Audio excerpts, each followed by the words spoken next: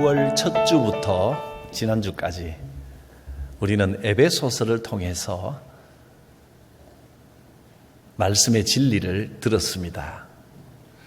잠깐 한번 기억을 더듬어 보고 오늘 말씀을 선포하겠습니다. 어떤 내용이 있었는지 한번 기억해 보시길 바랍니다. 먼저 우리 성도들 한 사람 한 사람은 교회를 이루는 하나하나의 벽돌들입니다. 그래서 우리가 주의 교회를 이루는 겁니다. 좀 모나기도 하고 못생기기도 해도 그래도 하나님께서는 우리 한 사람 한 사람을 사용하셔서 교회를 이루게 하셨습니다. 그리고 이 교회가 점점 더 하나님의 성전으로 지어져 가야 합니다. 교회와 성전의 차이가 무엇입니까? 교회는 믿는 사람들이 모임이 교회이고, 성전은 거기에 하나님의 임재가 있을 때 성전이 되는 겁니다. 이 교회가 성전으로 지어져 가야 합니다. 이 건물은 예배당인 거죠. 예배당, 교회, 성전 다 조금씩 다른 의미입니다. 그러면 이 교회가 하나님이 임재하시는 성전이 되려면 우리 성도들이 어떻게 해야 하겠습니까? 세월을 아껴야 된다 했습니다. 세월을 아끼는 방법, 이 두 가지를 우리의 삶에 채우면 채울수록 세월을 낭비하지 않고 아끼는 삶이 될 수 있다 했습니다. 두 가지가, 첫째는 찬송과 또 감사가 많아지면 많아질수록 세월을 아끼는 의미 있고 복된 삶이 되는 것입니다. 사탄 마귀는 우리가 이렇게 하나님 뜻대로 의미 있는 삶을 살아가는 것을 계속 방해하고 회방합니다. 세상 욕심으로 방해하기도 하고, 때로는 어떤 상황이나 사람들을 통해서 우리를 흔들고 시험 들게 하기도 합니다.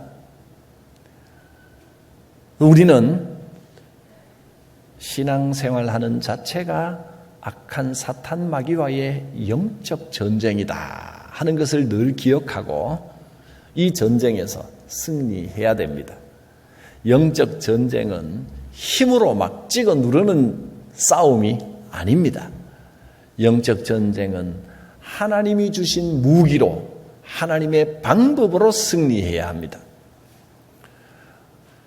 그래서 누군가가 나를 막 힘들게 하고 괴롭히고 사람과의 관계가 좋지 않을 때, 여러분, 내가 지금 그 사람과 싸운다고 생각하면 안 됩니다.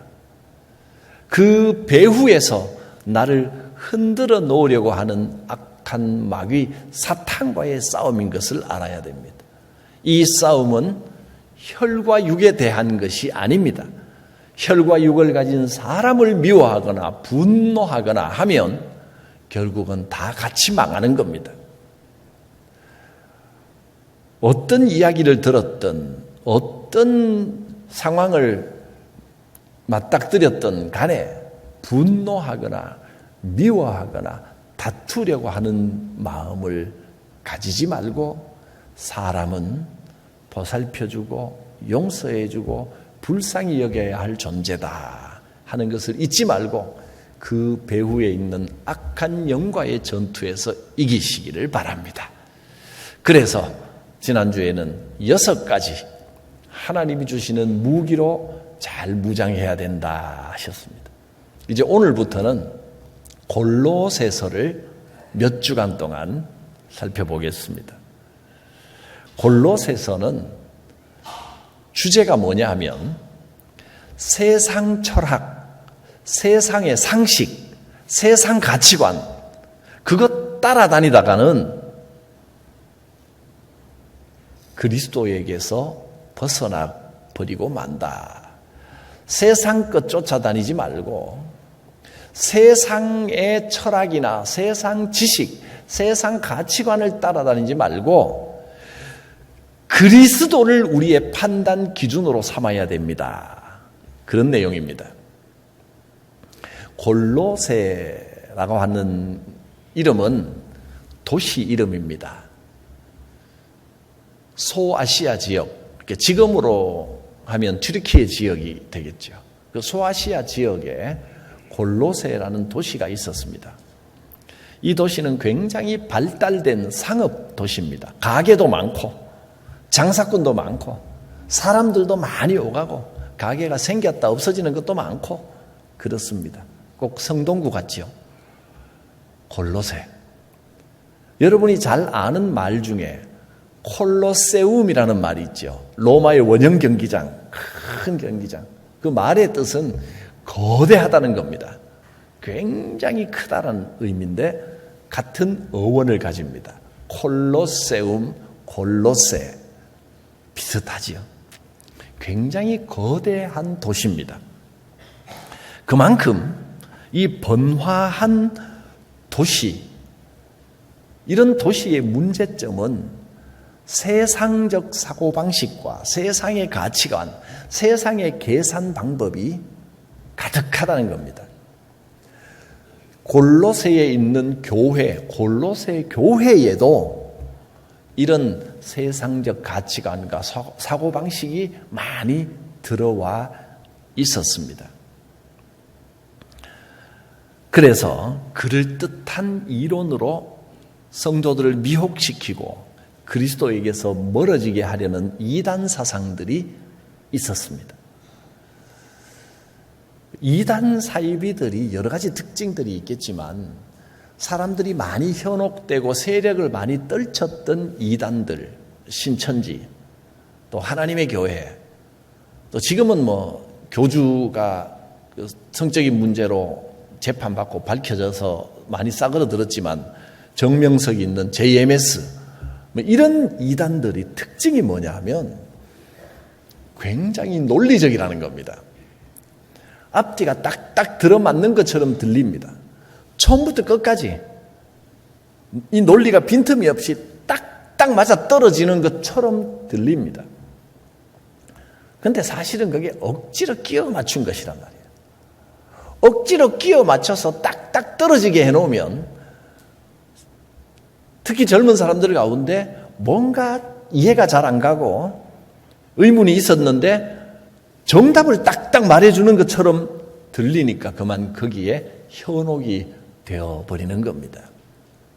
여러분, 성경이 가르쳐주지 않는 것은 억지로 딱딱 맞아떨어지게 그걸 밝혀내서 끼워 맞추는 것 자체가 비성경적입니다.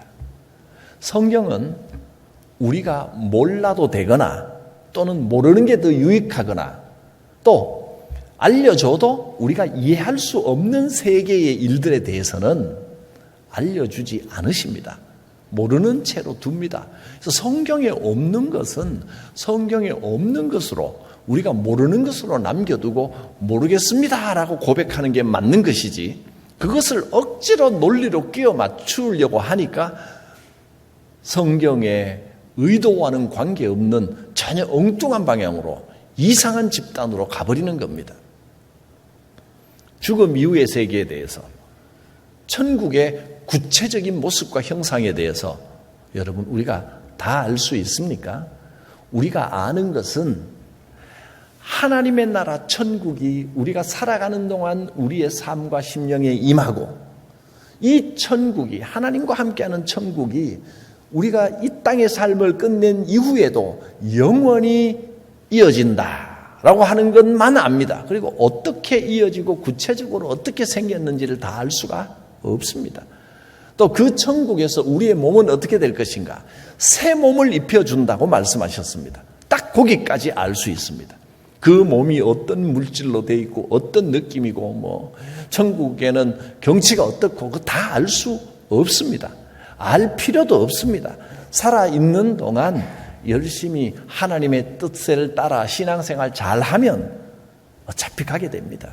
근데 그것을 억지로 궁금하다고 해서 어떤 사람은 뭐 잠자다가 갔는지 환상 중에 갔는지 천국 가서 구석구석 다 돌아보고 왔다는 분도 있죠.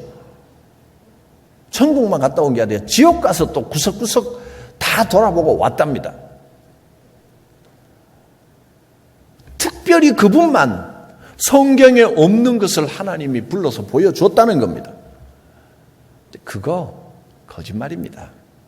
자기 착각이든지 아니면 너무 피곤했든지 잠을 자다가 이상한 꿈을 꿨든지 그런 꿈은 전문 용어로 개꿈이라고 부르는 겁니다.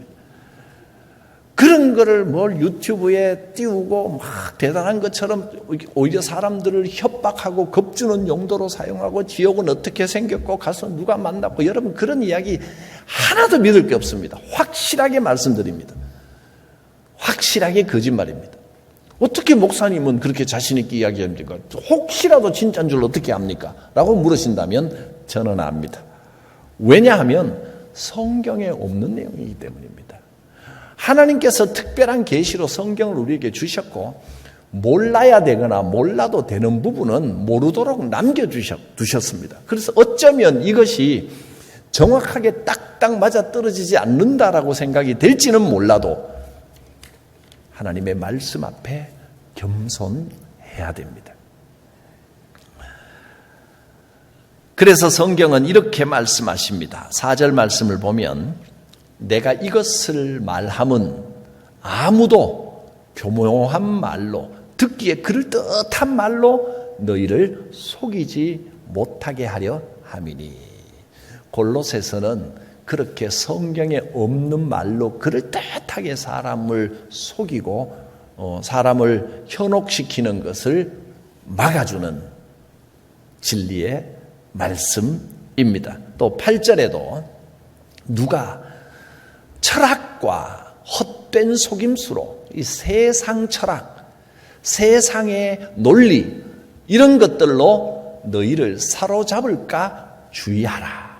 세상 철학과 세상의 상식, 세상 논리가요 언뜻 들으면 그럴듯합니다. 인본주의적 철학도 처음에 이렇게 들으면 뭐가 탁탁 맞아떨어지는 것 같아 보입니다. 물론 세상 철학이 다 틀렸다는 게 아닙니다. 나름대로 의미가 있고 또 나름대로 역할이 있지만 그러나 그것은 진리를 우리에게 다 가르쳐주는 게 아니고 이 골로새서는 그런 세상 철학을 뭐라고 표현했냐면 이것은 사람의 전통이요 또 세상의 초등학문이라 그랬습니다. 세상 초등학문만 따라다니지 말라는 겁니다. 아주 기초적이고 초보적인 것일 뿐이다. 영적인 것은 훨씬 더 크고 훨씬 더 놀라운 세계를 가지고 있습니다. 세상에 이 초보적인 논리와 철학을 조금 배웠다고 그게 전부인 것처럼 그것으로 신앙과 하나님의 세계를 전부 설명하려고 하고 논증하고 따지는 것은 어리석은 일입니다. 그런 것은 그리스도를 따르는 게 아니고 초등학문을 따르는 겁니다. 그래서 이 골로새서에서 중요한 용어 중에 하나가 이 초등학문이라는 겁니다. 우리는 세상의 철학을 넘어서야 됩니다. 세상의 전통과 세상의 가치관만 따라다니고 세상의 논리만 가지고 모든 것을 재단하려고 하는 사람은 망하는 길로 갈 수밖에 없습니다. 누가 철학과 헛된 속임수로 너희를 사로잡지 않도록 주의하라. 세상 철학, 세상 논리, 세상 방식이 전부인 것처럼 거기에 사로잡히면 안 됩니다. 영적인 것은 훨씬 더 크고 놀랍습니다. 왜냐하면 영적인 진리에는 생명이 있고 하나님의 권능이 있기 때문입니다. 생명과 능력이 있습니다. 사람의 전통과 세상의 가치관에는 생명이 없습니다. 하나님의 능력도 나타나지 않습니다. 참 생명은 예수 그리스도께 있습니다. 그래서 우리는 무엇을 하든지 우리의 판단 기준을 세상의 논리, 세상 철학이 아니라 그리스도께서 나의 판단 기준이십니다. 이렇게 고백해야 됩니다. 주님만이 우리의 진정한 판단 기준입니다. 9절에서 12절 말씀을 한번 보면 이렇게 말씀합니다. 그 안에는, 그 안이 어디 안입니까? 그리스도 안에. 그리스도 안에 뭐가 나타나 있습니까? 신성, 하나님의 신적인 놀라운 것에 모든 충만이 그리스도께 다 있습니다. 그런데 그 그리스도께서 육신을 입으시고 우리 가운데 오셨습니다. 우리 가운데 성육신 하신 그리스도 안에 하나님의 모든 신성의 충만한 것이 다 임하여 있습니다. 그러므로 여러분도 그리스도를 바라보고 그리스도를 고백하면 그 안에서, 누구 안에서? 그리스도 안에서 충만하여집니다. 하나님의 충만하심이 임합니다. 그리스도는 이 세상 모든 것들의 머리가 되십니다. 통치자와 권세의 머리가 되십니다. 계속 한번 보겠습니다. 이어지는 11절입니다. 또 그 안에서, 누구 안에서? 그리스도 안에서 여러분이 너희가 손으로 하지 아니한 할례를 받았습니다. 손으로 하지 아니한 할례가 뭘까요? 구약 시대에는 할례를 손으로 행했습니다. 그러니까 아이가 태어나면 모세 시대 이후로 아이가 태어나면 남자 아이는 칼로 그 생식기, 성기 껍질, 끝을 자릅니다. 그리고 오늘날로 말하면 포경 수술을 나자마자 며칠 만에 하는 겁니다. 그러면 남자아이들이 몸에 그걸 새기지만 모든 백성들, 여인들도 함께 그 상징을 가진 것으로 생각이 되도록 그렇게 받아들이게 됩니다. 이것은 내 몸에 흔적을 가진 겁니다. 너는 하나님의 백성이다 하는 표식을 그렇게 남기는 겁니다. 그래서 이거 뭐 누구 보여주는 게 아니라 성기 끝에다가 표시를 했으니 자기만 아는 겁니다. 보는 겁니다. 나는 하나님의 백성입니다. 하나님 앞에 하나님의 백성임을 고백하게 했습니다. 여러분은 하나님의 백성입니다. 그런데 지금은 그리스도 안에서 예수 그리스도가 오심으로 손으로 할례를 받을 필요가 없어지고 몸에다가 새기는 손으로 하는 할례가 아니라 손으로 하지 아니한 할례를 받았습니다. 이것은 육의 몸이 아니라 그리스도께서 영적으로 주시는 할례라는 말의 의미는 하나님의 백성이라는 표식입니다. 여러분은 영적으로 다 그리스도 안에서 하나님의 백성이라는 표식을, 인침을 받으셨습니다. 계속 이어지는 12절을 한번 보겠습니다. 여러분은 세례로 그리스도와 함께 장사되고 할례 대신에 우리는 세례를 받았습니다. 세례를 받을 때 그리스도와 함께 죽고 또 죽은 자 가운데서 그를 다시 살리신 하나님의 역사하심을 믿음으로 말미암아 그 안에서 함께 일으키심을 받았느니라. 이 말씀을 보면 여기에 세례의 의미가 뭐라 그랬습니까? 세례는 나는 그리스도와 함께 죽었습니다 라는 뜻입니다. 근데 다시 살아나는 건 뭘로 살아난다고 그랬습니까? 여기 나와 있죠. 믿음으로 말미암아 그리스도 안에서 함께 일으키심을 받았느니라.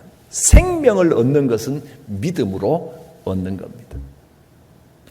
세례는 그리스도와 함께 이 세상에 대하여 이전의 사고방식은 죽었습니다라고 하는 고백입니다. 그러면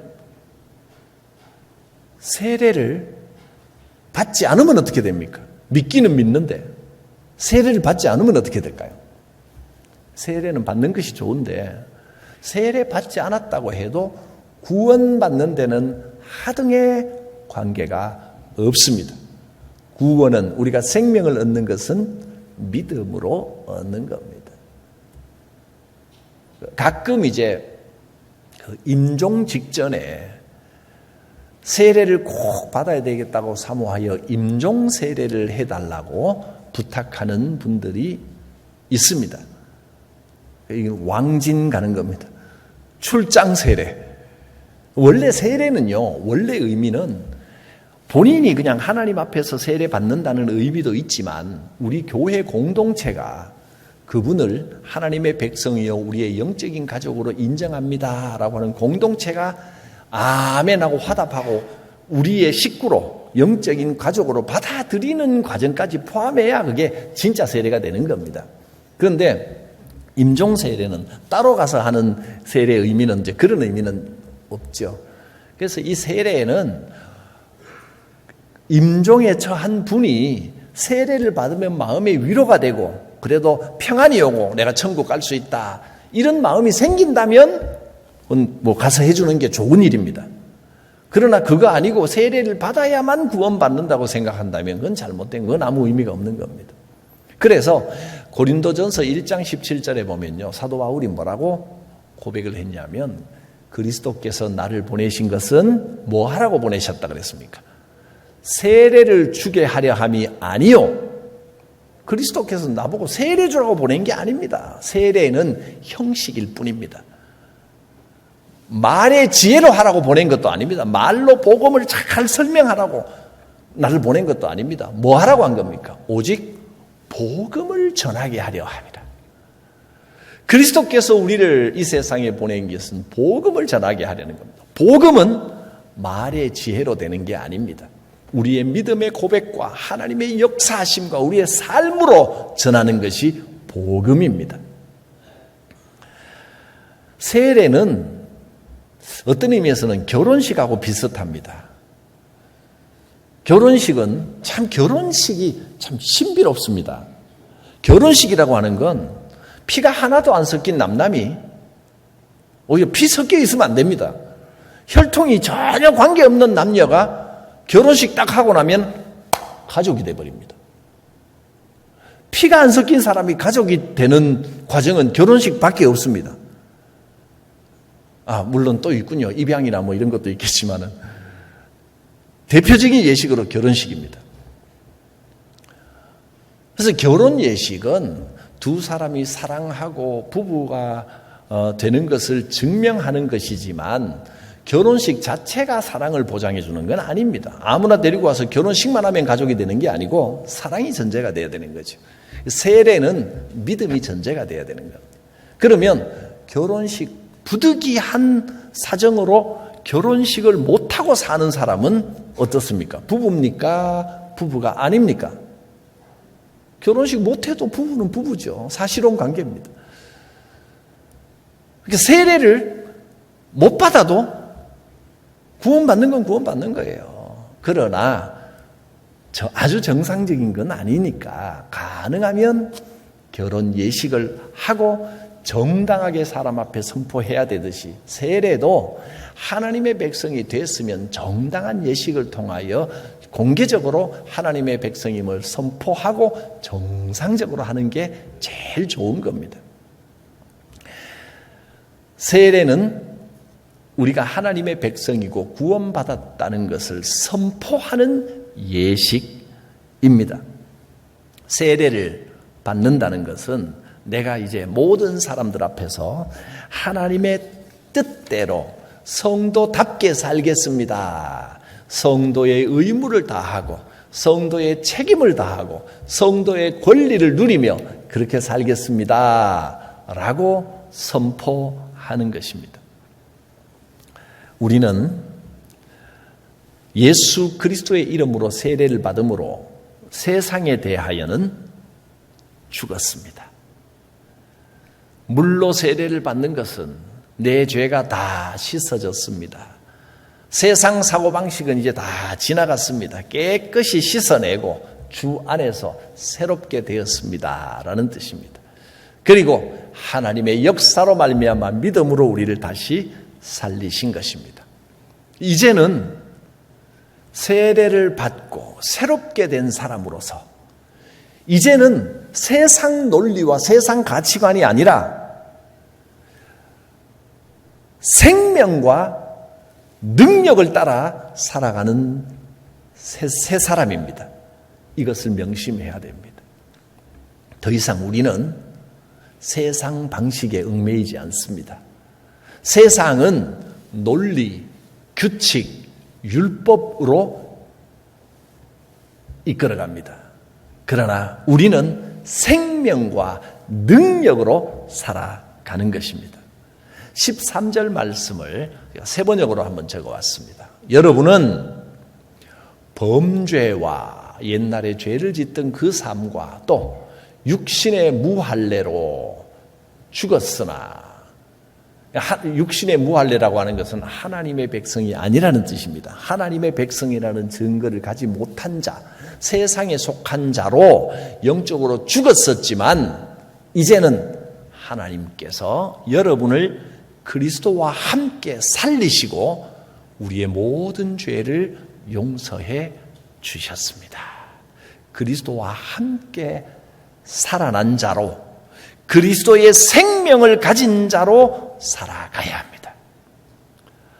이제 우리는 율법을 두려워하는 삶이 아니라 율법과 규칙과 세상 논리, 세상 가치관, 세상 철학에 모든 것을 맡기고 사로잡혀가는 삶이 아니라 이제는 하나님의 권능을 믿고 주의 권능을 따라 하나님과 동행하는 생명의 삶을 살아가야 하는 것입니다.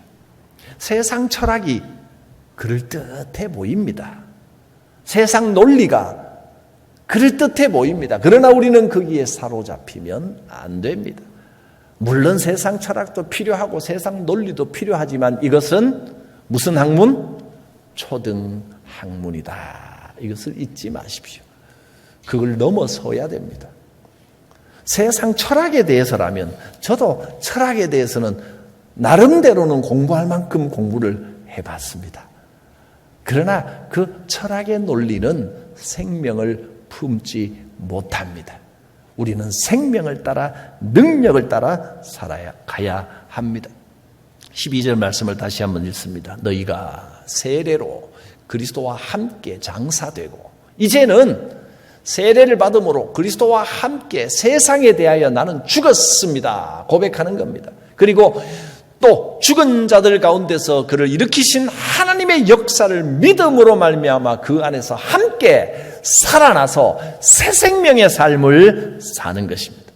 기억하십시오. 우리는 율법의 삶을 사는 게 아니고 세상 철학이나 논리의 삶을 사는 게 아니고 능력의 삶을 살아갑니다.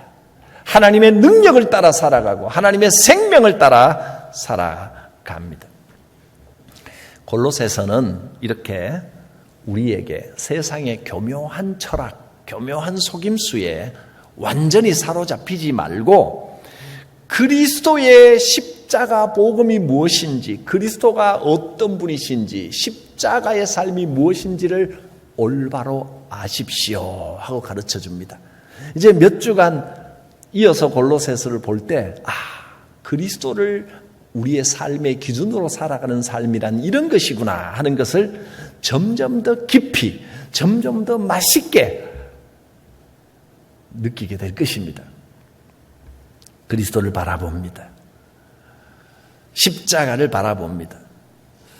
저는 기도할 때 가끔요, 이 본당에 조용할 때 와서 기도하면 이 십자가를 한 10분, 20분, 30분 그냥 계속 쳐다볼 때가 있습니다. 늘 그런 건 아니지만 가끔은 그게 굉장히 은혜가 됩니다. 물론 이 십자가의 형태가 이 장식 자체가 무슨 의미가 그 능력이 있거나 그런 건 아닙니다. 그런데 이 십자가를 이렇게 바라보면 우리가 이미 성경을 통하여 예수 그리스도께서 우리를 위하여 어떤 일을 해주셨는지 그 은혜를 우리가 알잖아요. 십자가를 바라보면 그 은혜가 막 사무치게 올라올 때가 있습니다. 주님의 사랑이 막 느껴집니다. 그리스도를 바라보면 주님의 은혜가 생수처럼 흘러옵니다. 그것이 성령님이 주시는 감동입니다. 그리스도께서 나의 판단 기준이십니다. 세상 철학, 세상 가치관이 아닙니다. 그리스도입니다. 또 실제 삶 속에서 우리는 이 십자가의 삶을 살아야 되는 겁니다. 십자가를 통한 예수님의 방법이 어떤 방법이었습니까? 악한 자들, 범죄한 자들을 힘으로 누르고 칼로 없애고 승리를 쟁취하는 힘의 방법이 아니라 오히려 자기를 내어주고 자기를 희생하고 내가 먼저 양보하고 내가 먼저 낮아지는 겸손과 희생의 방법으로 완전한 승리를 이루셨습니다. 그래서 십자가상에서 예수님께서 7가지 가상칠언 중 마지막 말씀이 다 이루었다 하고 운명하셨습니다. 십자가에서 다 이루셨습니다. 십자가가 하나님의 뜻을 이루는 능력이요 생명이요 하나님의 뜻대로 살아가는 방법이 될 것입니다. 그리스도를 바라보십시오. 십자가를 바라보십시오. 그리스도와 십자가가 우리의 삶의 모든 판단 기준이 되어야 할 것입니다. 기도드립니다. 거룩하신 하나님,